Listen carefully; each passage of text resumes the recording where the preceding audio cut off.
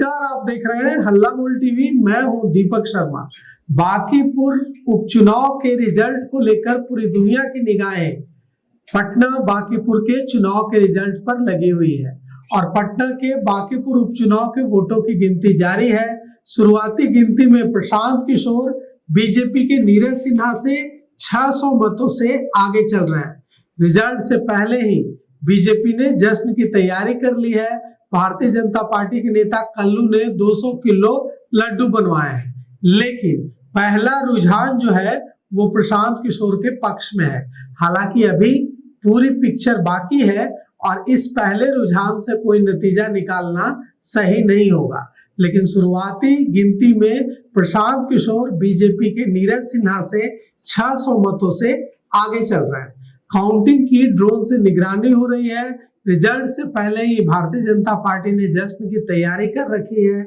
200 KG Laddu बनाए गए हैं और मैदान में प्रशांत किशोर समेत जो 25 प्रत्याशी हैं वो डटे हुए हैं। पोस्टल बैलेट की सबसे पहले 8 बजे से पोस्टल बैलेट की गिनती शुरू हुई।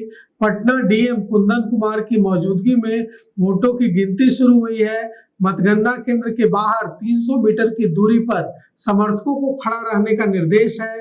300 से अधिक सुरक्षा बल लगाए गए हैं। कड़ी सुरक्षा में काउंटिंग हो रही है। बांकीपुर उपचुनाव की काउंटिंग 31 राउंड में होगी, मतलब 31 राउंड के बाद मतगणना खत्म होगी। 31 राउंड्स में 31 चरणों में मतगणना होगी पूरी। मैदान में भारतीय जनता पार्टी के नीरज कुमार, जन स्वराज से प्रशांत किशोर और आरजेडी की रेखा गुप्ता समेत 25 प्रत्याशी हैं।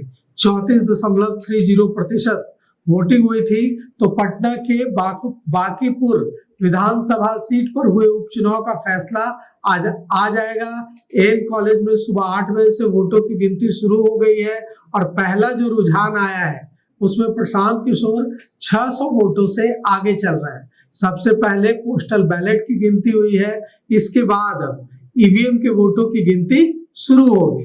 वोटों की गिनती के लिए 14 टेबल बनाए गए हैं। 31 राउंड में मतगणना होगी। उपचुनाव के लिए जनसुराज के संस्थापक प्रशांत किशोर, भारतीय जनता पार्टी के उम्मीदवार नीरज सिन्हा, आरजेडी की उम्मीदवार रेखा गुप्ता समेत कुल 25 प्रत्याशी मैदान में हैं।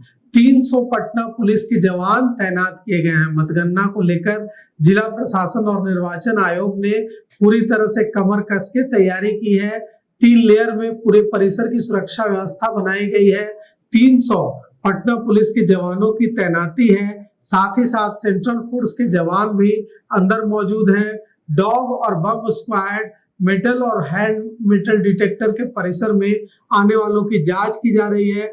क्यूआर कोड का इस्तेमाल किया जा रहा है। मतगणना केंद्र में एंट्री के लिए प्रत्याशियों, काउंटिंग एजेंटों और अधिकृत अधिकारियों के लिए क्यूआर कोड आधारित पास जारी किए गए हैं। प्रवेश द्वार पर क्यूआर कोड स्कैन करने के बाद ही अंदर जाने की अनुमति दी जा रही है। मतगणना के दौरान किसी भी तरह की व्यवस्था रोकने के लिए मजिस्ट्रेट की तैनाती की गई है, पुलिस की तैनाती की गई है, सुरक्षा बलों के जवानों की तैनाती की गई है, ट्रैफिक एडवाइजरी भी जारी की गई है। कई रास्तों पर डाइवर्जन है और इस बीच जो खबर ये आ रही है वो पहली खबर ये है, पहला रुझान ये है कि प्रशांत किशोर 600 वोटों से आगे चल रहे हैं भारतीय जनता पार्टी के प्रत्याशी नीरज सिन्हा से। तो हम हर रुझान पर नजर बनाए हुए हैं और आपके लिए हर रुझान लेकर आते रहेंगे। तो फिलहाल इस पेशकश में इतना ही। आगे की खबरों के लिए देखते रहिए हल्ला बोल टीवी। शुक्रिया।